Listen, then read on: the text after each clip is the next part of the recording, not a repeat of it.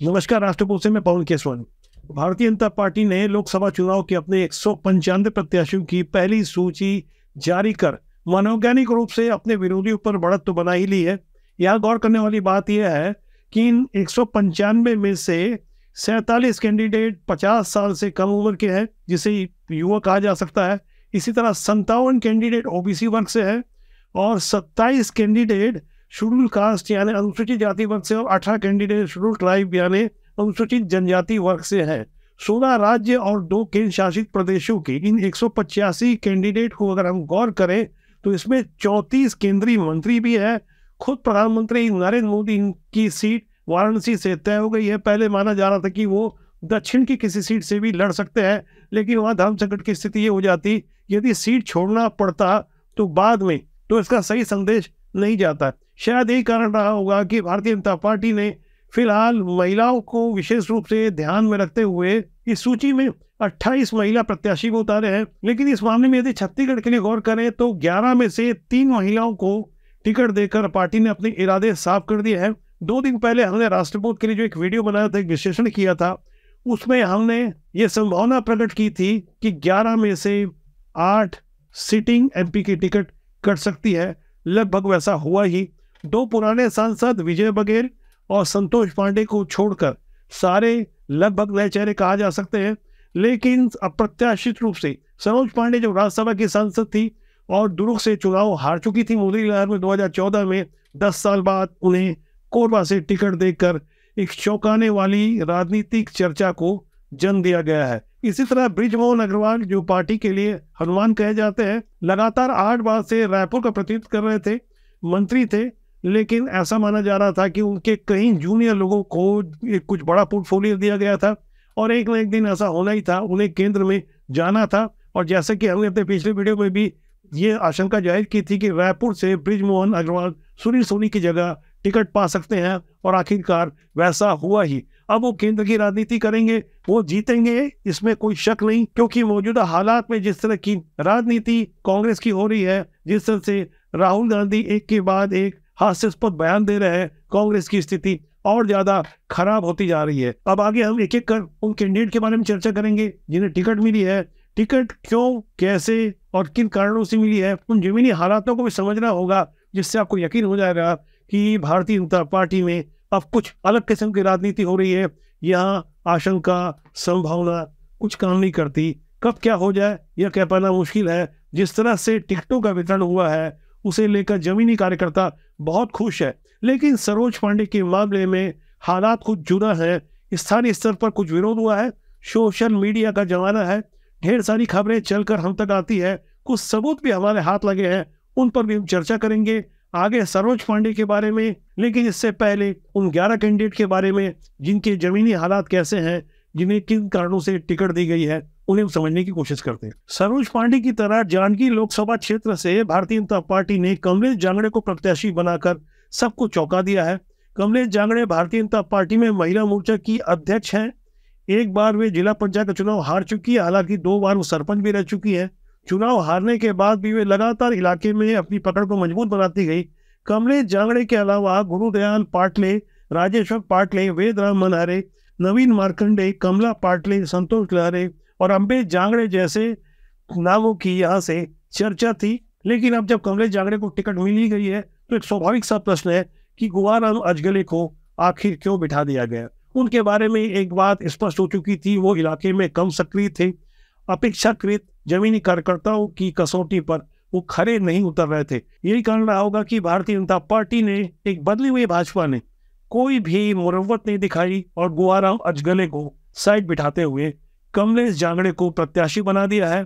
इसी तरह कांकेर की बात करें तो मोहन मंडावी यहाँ से सांसद थे, उनकी जगह भोजराज नाग को प्रत्याशी बनाया गया है। पूर्व विधायक रह चुके हैं, अंतरगढ़ से वो एक स्वाभाविक उम्मीदवार थे पुराने विधायक होने के कारण। इसके अलावा जिस तरह से वो जनजाति सुरक्षा मंच के माध्यम से मिश्रणियों के धर्मांतरण के विरुद्ध एक मुखर आवाज बनकर प्रस्तुत हो रहे थे, डीलिस्टिंग के खिलाफ वो लगातार आंदोलन चला रहे थे, जिस तरह से वो संघ की विचारधारा को आगे रखते हुए जनजाति क्षेत्रों में बेहतर काम कर रहे थे, उनका इनाम उन्हें मिल गया है। इसी तरह बात बस्तर लोकसभा क्षेत्र की, जहां भारतीय जनता पार्टी ने 2019 के चुनाव में यहां से पराजय हासिल की थी अब वहां से जब महेश कश्यप को पार्टी ने मैदान में उतारा है तो उनकी पृष्ठभूमि को भी समझ लिया जाए। वो पुराने सरपंच रह चुके, सरपंच संघ के अध्यक्ष रह चुके, मौजूदा समय में अनुसूचित जाति मोर्चा के अध्यक्ष होने के अलावा वो लगातार तमाम हिंदूवादी आंदोलनों का एक प्रमुख चेहरा बने हुए थे। जिस तरह से नक्सल प्रभावित इलाकों में वो लगातार हिंदुत्व का परचम लहरा रहे थे, जिस तरह से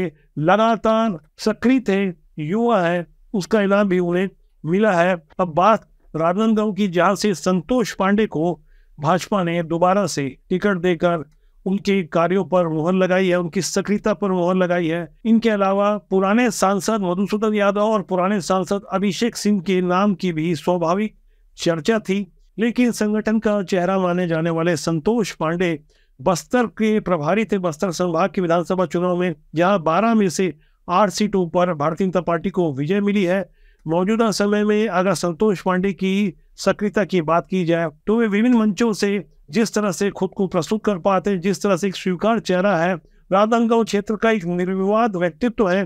5 साल का उनका कार्यकाल उपलब्धियों से भरा पड़ा रहा है। हालांकि जमीनी स्तर से कुछ शिकायतों के साथ कुछ लोग अपनी उम्मीदवारी सुनिश्चित करवाना चाहते थे, जैसा कि वो राजनीति में होता है, लेकिन उन्हें वैसी सफलता मिली नहीं। अब बात यदि कोरबा की जाए, जिसकी सबसे ज्यादा चर्चा है, तो यहाँ से सरोज पांडे को कैंडिडेट बनाकर भारतीय जनता पार्टी ने राष्ट्रबोध की उस खबर पर मुहर लगा दी है, जो हमने 2 दिन पहले टिकट वितरण के पहले आशंका प्रकट की थी कि सरोज पांडे को कोरबा से टिकट मिल सकती है।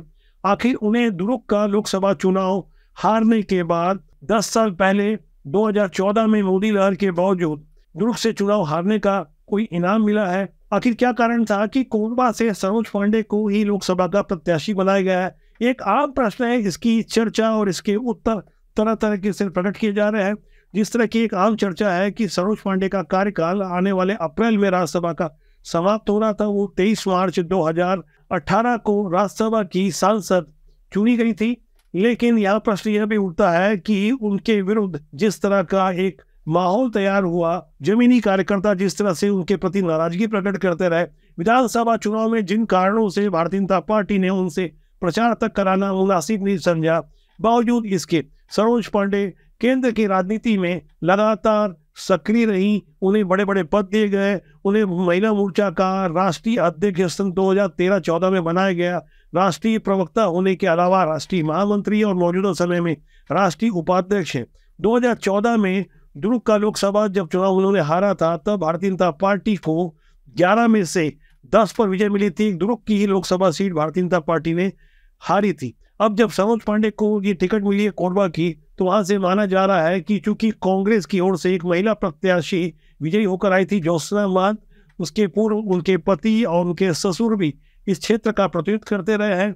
लेकिन भारतीय जनता पार्टी ने 2009 में करुणा शुक्ला के रूप में अपने एक प्रत्याशी उतारा था, जो अटल बिहारी वाजपेयी की भतीजी रही। करुणा शुक्ला चुनाव हार गई थी, तब उनके विरुद्ध एक माहौल बनाया गया था कि वो बाहरी कैंडिडेट है। लेकिन सरोज पांडे के मामले में क्या वो प्रश्न दोबारा से सामने नहीं आएगा? तो इसका उत्तर होगा हाँ, निश्चित रूप से वो प्रश्न सामने आएगा। लेकिन राजनीति के जानकार जो अच्छी तरह से कोरबा की स्थिति को समझते हैं, वहाँ यह मानना है कि सरोज पांडे के विरुद्ध शुरुआती विरोध के बाद उस विरोध को थाम लिया जाएगा। जिस तरह से 11 में से 11 लोकसभा सीट जीतने के इरादे से भारतीय जनता पार्टी ने अपने प्रत्याशियों की सूची पहले ही जारी कर दी है।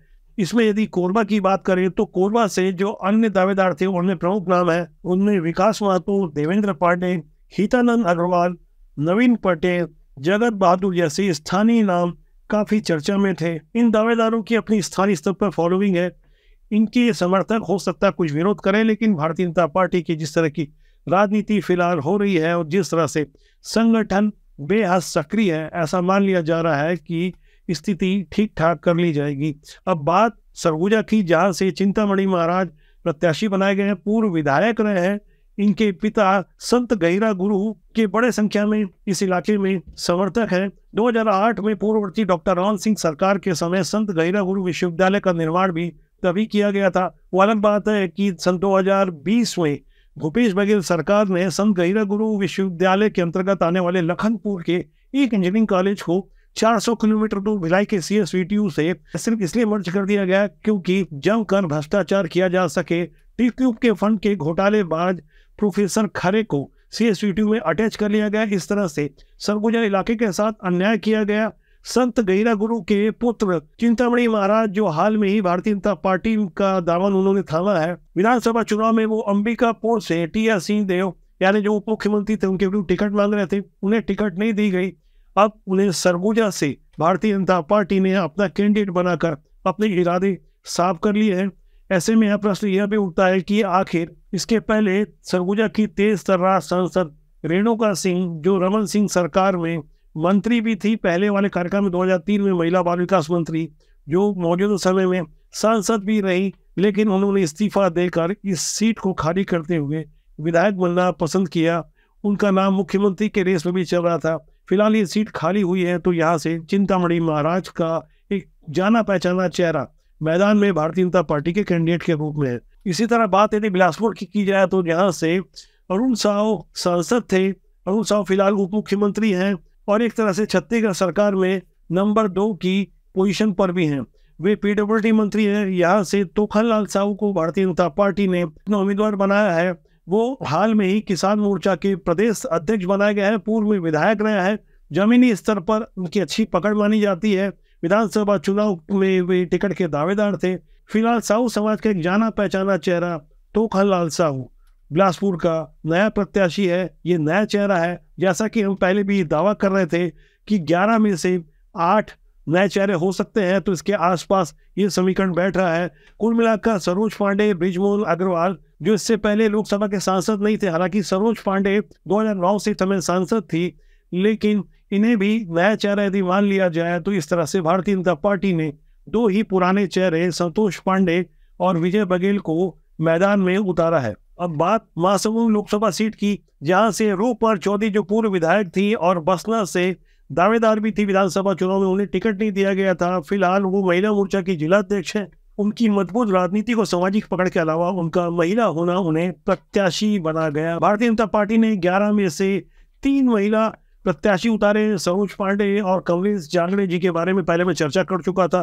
रूप कुमारी ये तीसरा नाम है। अब बात दुर्ग लोकसभा क्षेत्र की, जहां से विजय बघेल दोबारा प्रत्याशी बनाए गए हैं। यही वो एक ऐसा नाम था जिनके बारे में कोई शक नहीं था कि इन्हें टिकट नहीं मिलेगी। ये लगभग 4 लाख वोटों से 2019 का चुनाव जीत कर आए थे कांग्रेस से। तब भारतीय जनता पार्टी ने वो सीट छीनी थी, वो भी तब जब विधानसभा चुनाव में कांग्रेस को बहुत बड़ी जीत मिली थी। विधानसभा चुनाव के 5 महीने बाद ही लोकसभा के चुनाव थे। बेहद विषम हालातों में विजय बघेल उस समय प्रत्याशी बनाए गए थे।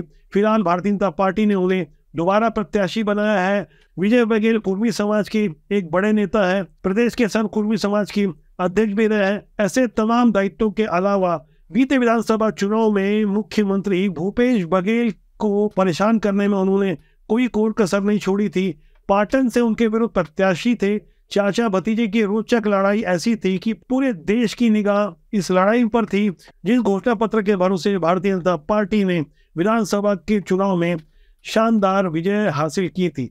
ये तो बात हुई छत्तीसगढ़ की सभी 11 लोकसभा सीटों की, जहां से भारतीय जनता पार्टी ने अपने पूरे पत्ते खोल दिए हैं। भारतीय जनता पार्टी को 2019 में यहाँ से 11 में से 9 सीटों पर ही विजय प्राप्त हुई थी। बात मध्य प्रदेश की करें तो वहाँ 29 में से 28 में जीत हासिल की थी। बात राजस्थान की करें तो भारतीय जनता पार्टी ने वहाँ की 25 लोकसभा सीटें जीती थी। इस तरह से हिंदी पट्टी के 3 राज्य जहां विधानसभा के चुनाव हाल में ही भारतीय जनता पार्टी ने जीते हैं, यहाँ की कुल 65 लोकसभा सीटों में से 62 पर भारतीय जनता पार्टी का अभी भी कब्जा है। इसलिए बहुत बड़ी चुनौती होगी कि इससे कुछ ज्यादा बेहतर किया जाए, यानी 65 के 65, जो कि समान रूप से संभव तो नहीं लगता। लेकिन जब बेहद विषम हालातों में 2019 में 65 में से 62 सीटें जीती गई थी, तब आज के दौर में माना जा रहा है कि जिस तरह से छत्तीसगढ़ सहित पूरे देश में जो राममय माहौल है, तो वहाँ पूरी की पूरी सीटें भारतीय जनता पार्टी हिंदी पट्टी के राज्यों में जीत जाए तो कोई आश्चर्य नहीं होगा। बीते चुनाव के मुद्दे कुछ और थे। तब राष्ट्रवाद और पुलवामा के अटैक के बाद जिस तरह से देश एकजुट होकर भारतीय जनता पार्टी के साथ खड़ा था, तब भारतीय जनता पार्टी को दोबारा विजय हासिल हुई थी। इस बार मामला कुछ और है।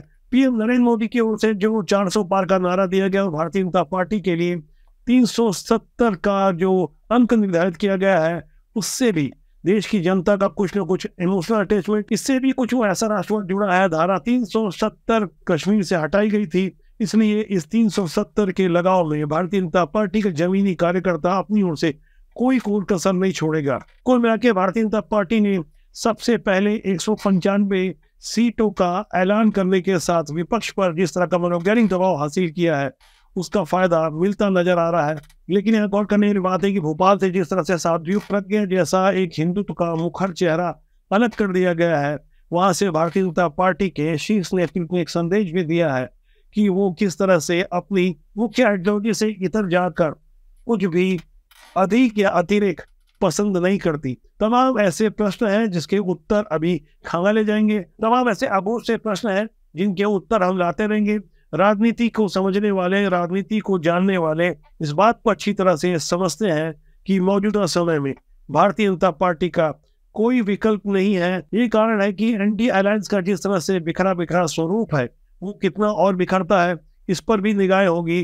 क्या विचारधारा इस कदर हावी होगी कि भारतीय जनता पार्टी के और बड़े स्वरूप के साथ विपक्ष समाप्त हो जाएगा। लोकतंत्र के लिए ऐसा अच्छा तो नहीं माना जाता, लेकिन देश में जिस तरह की राजनीति चल रही है उसे हमें समझना होगा कि देश को आज़ाद होने 75 साल हुए, तो हमने क्या खोया क्या पाया। बीते 10 सालों के लिए नरेंद्र मोदी सरकार के समर्थक जो बातें करते हैं कि हमारे पास दावा भी है, वादा भी है और इरादा भी है, जिनकी सरकार होती है वो दावा करते हैं। जाहिर तौर पर दावा करने के लिए ढेर सारे मुद्दे हैं और वादों की भी कोई कमी तो होती नहीं, लेकिन अब जब इरादा बुलंद दिखे, विश्वास जगे, तो वहां से मोदी गारंटी शब्द अपने आप में एक मजबूत चुनावी मुद्दा बनकर उभरता है। तो आज के लिए इतना ही। मेरा आपसे आग्रह है कि चैनल को देखें, लाइक करें, शेयर करें और सब्सक्राइब करना न भूलें। और जाते जाते मेरा आपसे एक और आग्रह है कि राजनीति में अच्छे लोगों को आना चाहिए, वरना हमेशा की तरह बुरे लोगों का कब्जा होगा। राजनीति बुरी नहीं होती, उसमें काम करने लोग अच्छे या बुरे होते हैं। नमस्कार।